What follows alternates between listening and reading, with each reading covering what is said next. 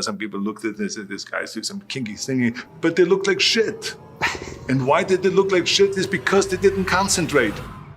I think the biggest mistake is that you go to the gym and you go through the motion, but you don't really have your mind inside the muscle.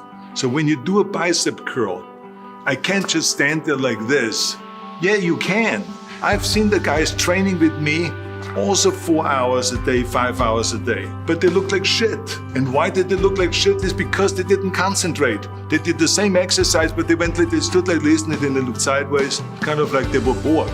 Because they didn't even know why they were training, that they were not inside that bicep or inside that lat when you do the rowing and you pull back and you flex the upper back and the center back, and then you let it down and you stretch and you think about that the wing is coming out now, or like a curtain is opening up. You know, we always thought about the curtain, right?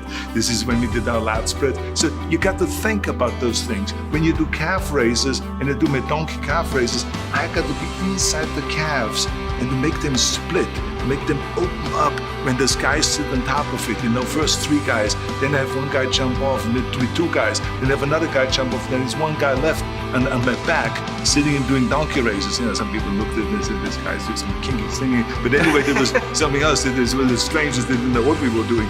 I tell you, you got to be inside the muscle.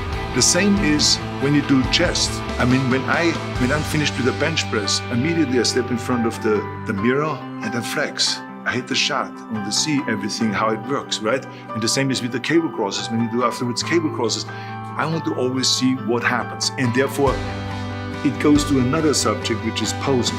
Posing is so much part of training that you should never do an exercise without hitting a pose right afterwards.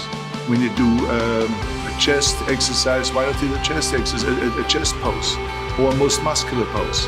When you do a bicep exercise, why not do the bicep pose? I mean, that is always part of it. So posing throughout your training is absolutely essential. But the more you pose, and the longer you hold your poses, the more you control you're going to have on stage.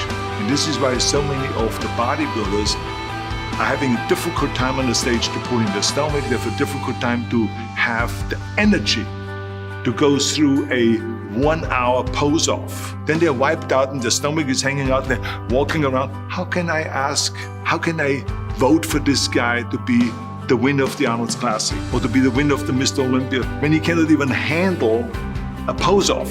So this is why I think to practice this and to pose, to be inside with your mind, inside the muscle, and to go all out, to combine training with posing, I think is absolutely essential.